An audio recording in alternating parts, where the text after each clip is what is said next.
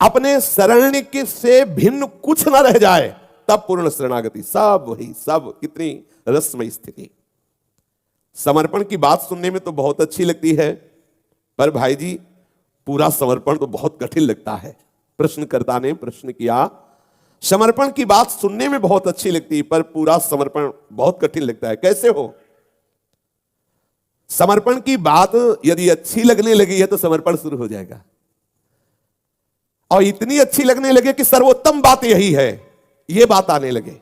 पहले तो अच्छी लगने लगी ना, तो भूमिका शुरू हो गई आपके समर्पण की। फिर इतनी अच्छी लगे कि इससे बढ़कर कोई बात ही नहीं है, तो फिर समर्पण सरल होने लगता है, क्योंकि लक्ष्य बन गया ना, समर्पण सबसे श्रेष्ठ बात है, तो समर्पण सरल हो गया। कठिन हो जाता है उसके लिए जो अपनी जरूरतें बचा करके समर्पण करता है, कि अगर ये बात होती रहे तो बढ़िया रहे, फिर हम आपकी शरण में हैं।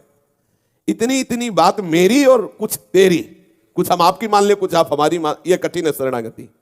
और सरल बात की सर्वोत्तम बात शरणागति है, पूर्ण समर्पण है, और बड़ा उत्साह हृदय में, ओ प्रभु आप बना लीजिए अपना संपूर्ण, जैसे चाहो वैसे व्यवहार करो, प्रभु मैं आपका हूं। चाहे दुख दो, चाहे सुख दो, चाहे विपत्ति दो, चाहे अनुकूलता दो, प्रतिकूलता दो, प्यारे अब तो मैं आपका होना चाहता हूं, पूर्ण आपका होना चाहता हूं। यह सरल है शरणागति। और जहां ये कि सब तो ठीक है, पर इतनी तो मेरी मतलब रुचि है कि इतनी मांगा, ऐसा ऐसा तो थोड़ा होना चाहिए, इतना तो वो कठिन है, उसमें कठिनता होगी समर्पण में। पूरा का पूरा अधिकार दे दो अपने प्रीतम को। अनंत माताओं जैसा दुलार करते हैं, उन पर अविश्वास मत करो। पूरी की कोई शर्त नहीं, ये शर्त ही कठिनता है कि प्रभु अगर इतना कर दे तो हम फिर शरण में हो जाएं, इतना बात नहीं बनेगी। पूरे के पूरे समर्पित हो जाओ, पूरे के पूरे समर्पण का उत्साह रखो, विश्वास को किसी भी स्थिति में छोड़ो मत। बहुत दुलार करने वाले, हर समय समीप रहने वाले, सर्व सामर्थ्यशाली मेरे प्रभु, सब कुछ जानने वाले, सर्वज्ञ है, इसलिए विश्वास करो, एक बार समर्पित हो जाओ। विश्वास पूर्वक, सरलता पूर्वक सब कुछ समर्पण का उत्साह, कोई शर्त नहीं, कोई मांग नहीं। तो क्या समर्पण भी तिहाई चौथाई हिस्से में होता है क्या, कि अभी तिहाई हुआ अब चौथाई हुआ, ऐसा कुछ होता है क्या? प्रश्नकर्ता ने प्रश्न किया। भाई जी ने कहा, पूर्ण समर्पण होने के पहले चौथाई तिहाई भी होता है। जैसे उनकी शक्ति पर तो विश्वास कर लिया, पर मन में बात आ जाती है कि जब सर्वशक्तिमान हैं तो मेरी ये बात माने क्यों नहीं, ऐसा क्यों नहीं किया, ऐसा कह देते तो क्या चला जाता। ये समर्पण तो है क्योंकि वो मानता है प्रभु को, प्रभु से ही बात पूरी कराना चाहता है, पर यह अधूरा समर्पण है, ये मतलब प्रशंसनीय समर्पण नहीं है। एक भी कोई इच्छा ना रह जाना, अगर तिहाई चौथाई अगर इच्छाएं आपके अंदर है, अपनी कुछ मान्यता है, कुछ शर्त है, तो अभी समर्पण में देखो कैसा समर्पण बलि जी का, बलिहारी है उनके श्री चरणों में। बामन भगवान ने सब कुछ ले लिया, ऊपर से बंधवा दिया, ऊपर से कठोर वचन बोल रहे हैं, फिर भी कहीं भी अंदर कोई मांग पैदा नहीं हुई कि प्रभु आपको ऐसा नहीं करना चाहिए। सब ले लिया, ऊपर से हमें वरुण पास में बंधवा दिया, ऊपर से कठोर वचन बोल रहे हो सबके सामने, हमने कोई गलती की क्या, सब कुछ आपको दे ही तो दिया, ऐसा कुछ नहीं बोला। कहा प्रभु अभी तो प्रणाम भी नहीं किया आपको, आंसू भर के कहा दयालु अभी तो आपको प्रणाम भी नहीं किया। प्रभु 2 पग में हमारी संपत्ति को नाप लिया, तीसरा पग आप हमारे माथे पे रख दो, अभी मैं बकाया हूं, मेरे को भी नाप लीजिए। बिक गए ठाकुर, बिक गए। यह है समर्पण। अगर समर्पण देखना है उदाहरण में तो सिर्फ बलि जी का अद्वितीय समर्पण, अद्वितीय समर्पण। गुरु ने, बोलो गुरुदेव ने त्याग दिया, गुरुदेव ने साप दे दिया, लेकिन यह समर्पण हिले नहीं। सब कटुवचन, सब प्रतिकूल व्यवहार, सब सहा, लेकिन इतना भी मन में नहीं आया प्रभु के प्रति पूर्ण समर्पण। बलिहारी है, बड़ा सुंदर पावन चरित्र महात्मा बलि जी का है, क्योंकि प्रहलाद जी के पूर्ण कृपा पात्र हैं। ऐसा समर्पण कोई आश्चर्यजनित नहीं है, जो प्रहलाद जी जैसे महाभागवत का पौत्र है उसके लिए कोई आश्चर्यजनित बात नहीं है। प्रश्नकर्ता ने कहा, अन्य सभी आशा और विश्वास छोड़ देना तो बहुत कठिन लगता है भाई जी। अन्य आशा और अन्य विश्वास छोड़ देना, एकमात्र शरण के भरोसे हो जाना, पूर्ण विश्वास कर लेना, यह बहुत कठिन लगता है। ये तो बहुत सरल है। भाई जी ने कहा इसमें कठिन क्या है, भगवान श्री हरि तो सब जगह से पूर्ण है, तो इसमें कठिनता क्या है। अन्य आश्रय लेने की जरूरत नहीं है, क्योंकि ऐसा तो नहीं कि प्रभु ये बात पूरी नहीं कर सकते हैं, समस्त शक्तियों के स्वामी हैं, सर्वज्ञ हैं। बहुत प्यार का आश्रय लेने के लिए कोई कठिनता की बात, अन्य आश्रय, अन्य भरोसा, अन्य विश्वास केवल आप अज्ञान के कारण हैं रखे हुए हैं, नहीं तो बहुत सरल है शरणागति। आपको जो चाहिए वो पूर्ण कर देंगे। यदि उनमें किसी बात की कमी होती तो हम दूसरे का भरोसा ले, दूसरे की आशा करें। जब सब कुछ वही है तो फिर हमें और का भरोसा नहीं, और की आशा नहीं। दूसरों का अधूरा संदेह भरा भरोसा आशा पूर्ण करने के लिए क्यों रखें? अपने प्रभु से क्यों ना करें? इसमें तो सरलता ही सरलता है। आप मान नहीं रहे हैं इसलिए आपको कठिन लग रहा है, मानो तो काम बन जाएगा। सब कुछ प्रभु है, सब कुछ प्रभु के पास है, एकमात्र भरोसा आशा इन्हीं से। इसके लिए मन में दृढ़ता कैसे आवे? मन फिसल जाता है। प्रश्नकर्ता ने कहा कि पूर्ण समर्पण करने की बात सोचते हैं तो मन फिसल जाता है, कोई ना कोई संबंध बनाए रखता है, आशा रखता है। इसके लिए मन में दृढ़ता कैसे आवे? मन में दृढ़ता वही करा देंगे, आप आश्रय तो लीजिए।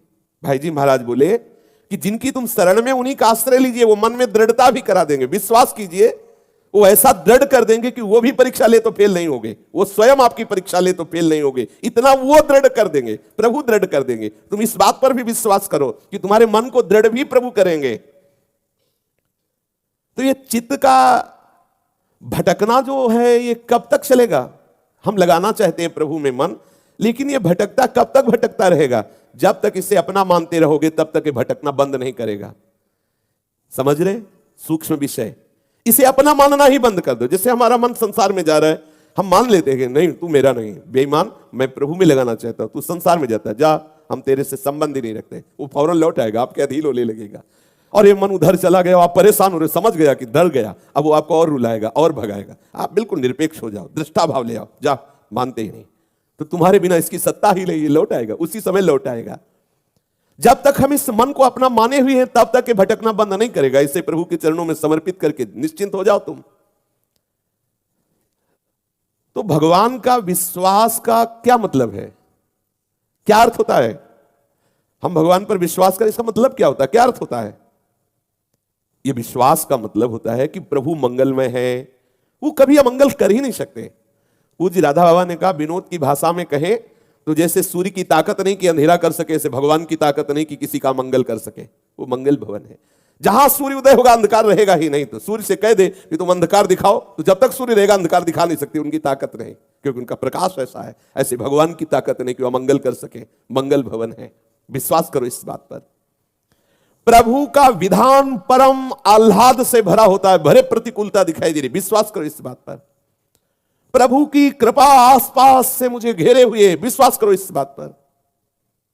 प्रभु का हर विधान मंगलमय है, आठों पहर मुझे कृपा घेरे हुए है, मंगल भवन की शरण में, इसलिए अब मेरा मंगल हो ही नहीं सकता। विश्वास करो उनकी करुणा पर, उनकी कृपा पर, उनकी महिमा पर विश्वास करो। अभी चित्त भटकना बंद कर देगा, अभी विश्वास ऐसा जागृत होगा। देखो ये चमत्कार जितने भी महापुरुषों के जीवन में हुए, विश्वास से होता है। विश्वास था खंबे से हरि प्रकट हो गए, विश्वास था सिलबट्टे से हरि प्रकट हो गए, विश्वास था कुत्ते से हरि प्रकट हो गए, भूत से हरि प्रकट हो गए। विश्वास। हम सुनते तो हैं, समझते भी हैं, पर प्रभु की शरण नहीं हो पा रहे। ये क्या बात है? भाई जी से प्रश्नकर्ता ने प्रश्न किया, आपकी बात सुन रहे हैं, समझ भी रहे, पर हम शरण नहीं हो पा रहे हैं। हम उनकी शरण नहीं होते, उसका प्रधान यही कारण है कि हम प्रभु की सर्वज्ञता पर, दयालुता पर, शक्तिमान पर विश्वास नहीं कर पाते। प्रभु हमें बहुत प्यार करते हैं, इस बात पर विश्वास नहीं कर पाते। प्रभु सब कुछ करने में समर्थ है, इस बात पर हमें अंदर से विश्वास नहीं होता। इसीलिए हम चाह करके भी शरणागत नहीं हो पा रहे। कहीं और इस भोग में सुख है, इस वस्तु में सुख है, वो मेरा मित्र है, वो मेरा प्यारा है, अन्य अन्य अन्य। हम ये विश्वास नहीं कर पा रहे कि जहां कहीं भी हमारा प्यार है, मेरा गोविंद है, मेरा कृष्ण है, वो अगर अंतर्धान हो जाए तो उसे देखेंगे भी नहीं हम। मूलतः हम उसी से प्यार करते हैं, सब उसी का है, सब उसी की कृपा से। अभी हृदय उत्साहित होकर शरणागति स्वीकार कर ले। भगवान के प्रति पूर्ण आत्मसमर्पण कर देने से शुभ अशुभ सभी कर्म अर्पण हो जाते हैं। प्रश्नकर्ता ने प्रश्न किया। हाँ हाँ बिल्कुल निश्चिंत हो जाओ, भाई जी ने कहा। हम मान लो शरण में हो जाते तो हमारे जितने शुभ अशुभ कर्म है वो सब समर्पित हो गए प्रभु को। तो भाई जी ने कहा हाँ हाँ, बहुत ध्यान से सुनना है, हाँ हाँ सब समर्पित हो जाते। जैसे आपने मकान लिख दिया नाम, तो उस मकान का कूड़ा करकट भी लिख गया। अब ऐसा थोड़ी है कि उसमें इधर उधर जो जाला है, कूड़ा करकट है, वो नहीं लिखा, सब लिख गया। खिड़की दरवाजे भी लिख गए, सब उसमें जो भी रखा हुआ है अच्छा बुरा सामान सब लिख गया। सुलझो, इतनी बढ़िया जीवन मुक्त होने का सहज सरल उपाय, पूरा मकान नामे कर दिया। अब इसमें जो भी सुगंध दुर्गंध गंदगी सब आपके नाम, अर्थात शुभ अशुभ वासना जो प्रवृत्तियां दुर्वासना से युक्त वो सब आपके नाम प्रीतम। इसीलिए तो क्षिप्रम भवति धर्मात्मा, भगवान इसीलिए कह रहे हैं अपिचेस्तु दुराचारो भजते माम अनन्य भाग साधुरिव समन्तव्या सम्यक व्यवसिता है। बहुत सुंदर सिद्धांत है, विश्वास करो इस बात पर। जैसे एक मकान है, पूरा का पूरा मकान किसी के नाम कर दिया तो मकान में जो कूड़ा है, जो भी सामग्री है, वो सब उसके नाम हो गई। अब वो रहने वाला बहुत सफाई से रहता है, वो करवा लेगा सब सफाई। रहने वाला बहुत पवित्र है, वो आएगा सब सफाई करवा लेगा। उसके ऐसे पार्षद हैं, दैवी संपदा सद्गुण सब पार्षद हैं, वो आके लग जाएंगे आपके हृदय में, क्योंकि प्रभु पधारने वाले, अब ये मकान प्रभु के नाम हो गया। बहुत सुंदर सिद्धांत, बहुत सुंदर। समर्पण करने की आप तैयारी कीजिए, आपके सारे पाप सब समर्पित हो गए, वो अपने आप नष्ट कर दे। हम तो हम सर्व पापेभ्यो मोक्षयिष्यामि मा शुचा। आप चिंता क्यों करते हो? प्रभु को पाप धोने में कोई परेशानी नहीं होती। अंधकार हटाने में सूर्य को कोई प्रयास करना होता है क्या? वो पधारे कि सब खत्म अंधकार। ऐसे ही प्रभु का आश्रय हुआ कि सब अपराध नष्ट हो जाते, सब पाप नष्ट हो जाते। आप प्रभु के चरणों का समर्पण भाव स्वीकार करें। प्रश्न करता, ये भोग वासना भरे गंदे हृदय से समर्पण होने पर क्या प्रभु हमसे प्रेम करेंगे? बहुत गंदे आचरण हैं, बहुत गंदी वासनाएं हैं, बड़ा गंदा चिंतन होता रहता है, क्या प्रभु स्वीकार करेंगे? क्या मेरे ऐसे मलिन हृदय को वो अपना मानेंगे? वो मान लेंगे कि ये शरणागत है मेरा, ऐसा मान लेंगे? जिसने, भाई जी बोले, जिसने अपने को ऐसा गंदा मानकर प्रभु को अर्पण करने की भावना करता है, प्रभु से बहुत दुराल करते हैं, क्योंकि खास बात उसमें दैन्यता आ गई। मैं बड़ा नीच हूं, अधम हूं, प्रभु मैं आपके योग्य नहीं हूं, पर आपकी शरण में हूं, मुझे स्वीकार कर लो। तो इसमें जो खास बात हुई ना, वो दैन्यता हुई। प्रभु रीझ गए, बरस पड़े। और जिसको ये है कि मैं जितेंद्रिय में कुछ मैं वो प्रभु के भाव को प्राप्त होने में वो मैं जब तक गलित नहीं होगा तब तक बात नहीं बनेगी। ये तो बहुत बढ़िया है। अगर हृदय पहले से स्वीकार किए कि मैं नीच हूं, मैं अदम हूं, हम आप क्या, स्वयं आचार्य चरण कहते हैं, क्वाहम तुच्छा परम मधमा प्राण्य हो गर्ह कर्मा यत्तन्नाम स्फुरति महिमा हरेश वृंदावनस्य। कहां मैं तुच्छ अधम अपराध करने वाला, कहां मेरी स्वामिनी का परम पावन राधा नाम। ये मेरी जिह्वा में जो राधा नाम स्फुरित हो रहा है, तो वृंदावन की कृपा है, ये तो वृंदावन की महिमा है कि मेरी वाणी और मेरा हृदय राधा नाम का स्मरण कर रहा है, नहीं तो मेरी सामर्थ्य कहां। आचार्य स्वयं कह रहे हैं। भाई जी महाराज ने कहा कि जिसके हृदय में है कि मैं तो बुरी वासना वाला हूं, आसक्ति है, कामनाएं हैं, बड़ा अपवित्र हृदय वाला हूं, भगवान मुझे स्वीकार कर ले। यद्यपि मैं उनके योग्य नहीं हूं, बहुत जल्दी प्रभु से स्वीकार कर लेते। और केवल स्वीकार ही नहीं करते, करौ सद्यते साधु समाना। ये प्रभु अपनी तरफ से कह रहे हैं, करौ सद्यते, मैं उसे साधु बना देता हूं। जब भगवान बना दे तो फिर कौन मिटा सकता है, कौन बाधा पहुंचा सकता है? समस्त वासना, समस्त कामना, इनका तत्काल परिणाम भगवान मंगल में कर देते हैं। जो हमारी वासनाएं, जो हमारी कामनाएं भोगों की तरफ ले जाती है, शरणागत होते ही धीरे धीरे प्रभु करुणा करके उन्हें अपने चरणों में लगा लेते हैं। कितने ऐसे चरित्र आते हैं, कोई वैश्या है, कोई वैश्यागामी है, कोई घोर हिंसक है, पतित है, और ऐसी दिव्य स्थिति में पहुंच गए। ये शरणागति का प्रभाव। शरणापन्न भक्त को कर्म करना चाहिए कि नहीं? प्रश्नकर्ता ने प्रश्न किया। भाई जी ने कहा कि सबसे पहली बात, जब वो शरणागत होगा तो कर्म करना चाहिए या नहीं, है उसके अंदर प्रश्न नहीं आता, क्योंकि अब जैसा वो चाहेंगे करवा लेंगे, उसके हृदय में प्रश्न नहीं आता। पर वो ऐसा नहीं कि मैं शरण में हूं तो प्रमाद में बैठा हूं। ध्यान दीजिए, मुझे नहीं करना क्योंकि मैं शरणागत हूं। ब्यास भरोसे कुंवर के सोवत पांव पसार। ऐसे पांव पसार का मतलब है पूर्ण समर्पण। अब जैसा स्वामी चाहे वैसा करावे। अब हम कोई संकल्प विकल्प नहीं करेंगे कि भाई ये करना ये करना। अब जैसा स्वामी चाहे, पर उसके द्वारा सब मंगलमयी भागवतिक चेष्टाएं होती हैं। उसके कर्म करने में कर्ता नहीं रहता। ध्यान दीजिए, शरणागत का जो कर्म होता है उसमें कर्ता नहीं होता, उसको हर समय रहता प्रभु मेरे से करा रहे हैं, प्रभु करा रहे हैं।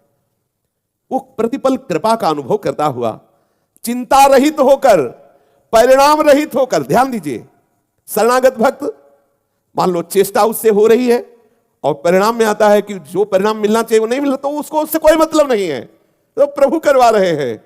वो अगर कर्ता भाव से करोगे तो परिणाम में सुखी दुखी होगे, परिणाम में लाभ हानि का अनुभव होगा, परिणाम में जय विजय का अनुभव होगा। लेकिन शरणागत हो तो जय हो तो आनंद, पराजय हो तो आनंद, उसको कोई फर्क नहीं पड़ने वाला। प्रभु से प्रेरित होकर कर्म कर रहा है और परिणाम में वो सम है। परिणाम यह है शरणागत के द्वारा जो कर्म हो रहा है।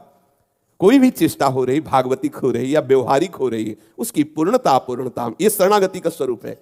वो फल पर दृष्टि नहीं रखता, वो प्रभु पे दृष्टि रखता है। प्रभु के द्वारा कराया जा रहा है। हार हो गई, परिणाम में हार आई तो बड़ा आनंदित होता है कोई मंगल विधान उनका, इसीलिए नहीं जीताया उनका। वो जीत हार से मतलब नहीं, वो तो प्रभु से मतलब रखता है। देखो समझो शरणागति के द्वारा जो कर्म होते हैं वो कैसे होते हैं। शरणागत पहली बात तो उसके हृदय में कोई कर्म का संकल्प नहीं होता। वो ये समझता है मेरे प्रभु मेरे द्वारा करा रहे हैं। वो प्रभु का यंत्र होता है, यंत्री उसके प्रभु होते हैं। और वो परिणाम पर दृष्टि नहीं रखता कि परिणाम इसका यही हो तो हमारा शरणागति ठीक हुई।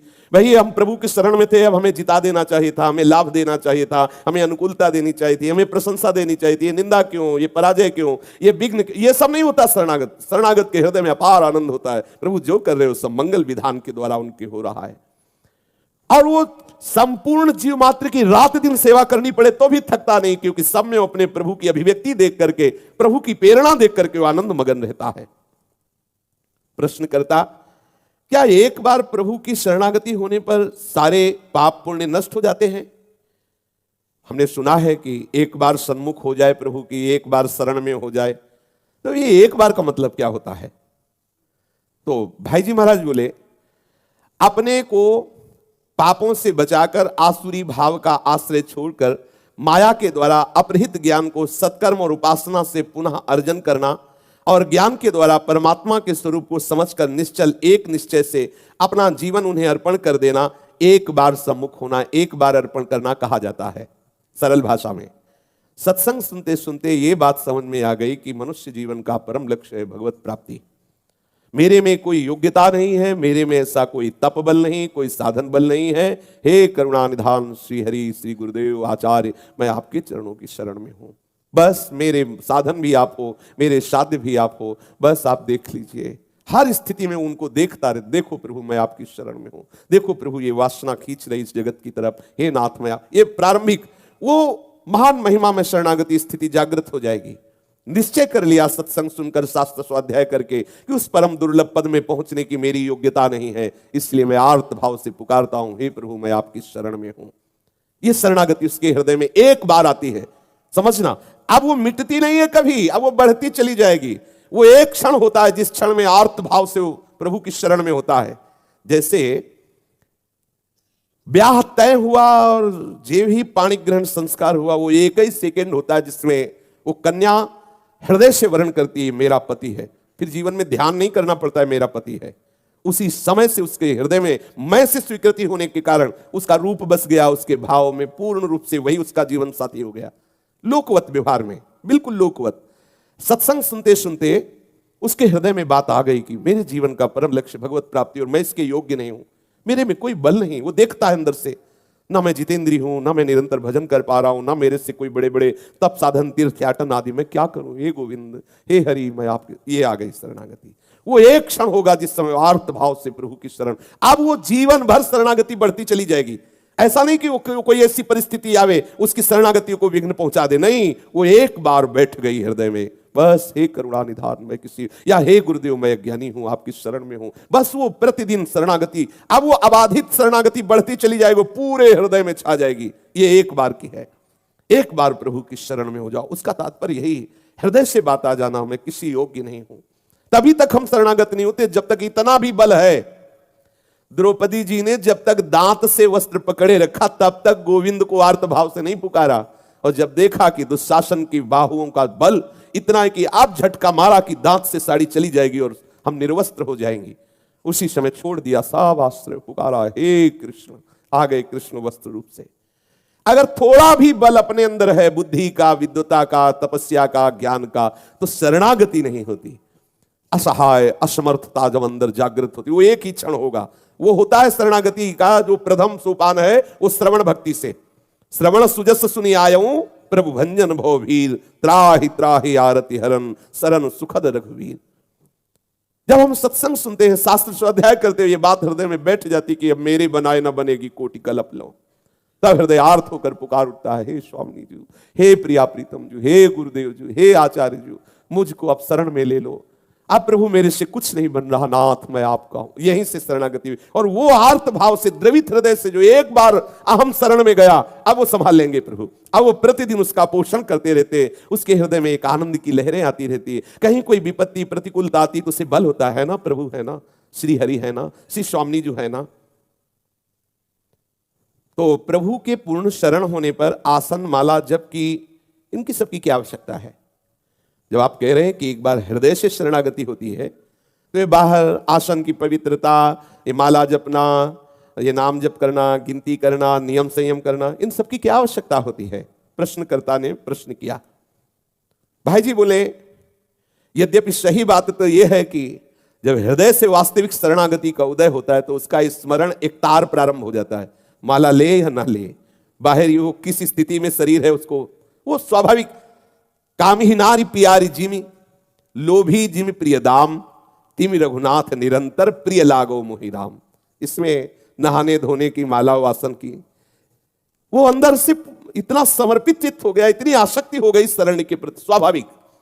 पर वो स्थिति आने के लिए इसकी आवश्यकता है, वो आर्त भाव आने के। करते करते जब हार जाओगे ना, तब वो आएगी स्थिति। ये अहंकारी मानता नहीं है, इसीलिए दौड़, जब दौड़ते दौड़ते थक जाएगा तब पुकारेगा कि अब मैं थक गया, तो कहेंगे मैं आ रहा हूं फिर। और वो अपने वेग से आएंगे। जब वो अपने वेग से आते हैं तब हमारी यात्रा पूरी होती है, हमारे दौड़ से नहीं। पर आज हम कह दे अभी आर्तभाव से पुकारो, तो पुकारे ही नहीं आएगी। इसलिए कहा जाता है आप नियम से चलिए, आप संयम करते करते थक जाओ, रोने लगो, फिर वो भाव आएगा कि प्रभु मैं शरण में हूं, मैं हार गया, मैं हार गया, अब बन पा रहा मेरे से प्रभु। ये आएगा, अंदर आएगा, सबके आता है, दिन में कई बार आता है। जब शरणागति उतरती है ना, तो थोड़ी थोड़ी देर में ऐसे करता रहता है एकांत में, कोई हो चाहे लो, ऐसे प्रभु देखो संभालो प्रभु। जहां कोई वृत्ति, प्रभु क्षमा, कभी आनंद की वृत्ति में ऐसे हाथ उठा देता है, बड़े कृपालु हो, तो कभी विषम परिस्थिति में हाथ उठा देता है। अंदर की वृत्ति संसार की तरफ जा रही तो बस उसको एक ही रास्ता है, हे देखो प्रभु कृपा निधान, देखो अंदर की वृत्ति लिए जा रही संसार में, नाथ मैं बिल्कुल असमर्थ हूं, आपका हूं। शरणागत होते हुए वो प्रतिपल शरणागत होता रहता है। शरणागत होते ही उसके हृदय की वृत्ति की धारा प्रभु की तरफ मुड़ जाती, चाहे वो अशुभ हो चाहे शुभ।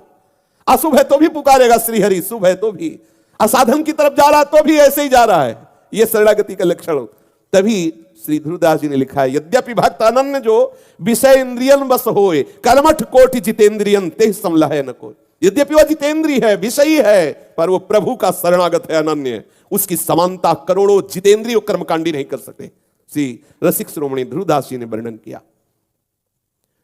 उस भाव की प्राप्ति के लिए आवश्यक है गुरु प्रदत्त नियमों का पालन करना। जो माला का नियम दिया है, जो पाठ का नियम दिया है, जो सेवा का नियम दिया है, यदि आप उस नियम से चलोगे, संख्या में भूल नहीं करोगे, समय में भूल नहीं करोगे, नियमावली में भूल नहीं करोगे, तो आपके हृदय में यह आर्त भाव आ जाएगा।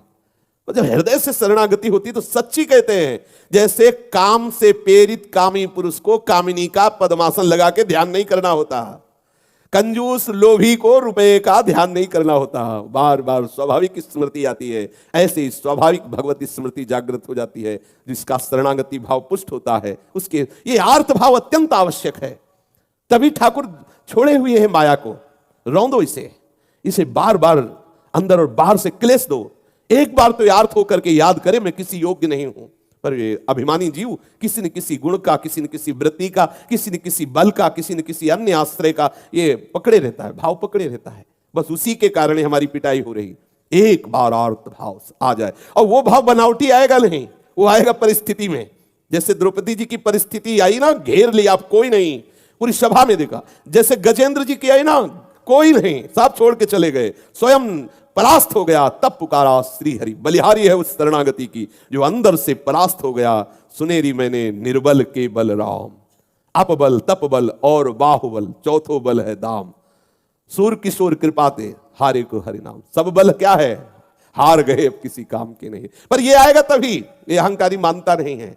ये तभी जब बहुत ठोकरें खाता है, आसपास से निराश होता है, जिधर देखता है कोई नहीं दिखाई देता, तब वो हरि को पुकारता है। वही पुकारना उसके लिए परम मंगल हो जाता है। इसलिए संतों का संग करते हुए साधन पद्धति को अपनाए। ये साधन पद्धति हमको अहंकार रहित करके आर्त भाव से पुकारना सिखा देगी, और बात उनकी कृपा से बनती है, पूर्णता उन्हीं की कृपा से होती है। हमें पुकारना आ जाए, हमें रोना आ जाए, हम असहाय हो जाएं, एक बार हमें अनुभव हो कि मैं अनाथ हूं, मेरा कोई भी सहयोग करने वाला नहीं, अंदर से अनुभव हो जाए, बात बन गई। यह है कृपा। कृपा घेर के ऐसे ले आएगी कि आपके हृदय में शरणागति प्रकट होगी। शेष चर्चा की। श्री राधा वल्लभ लाल की।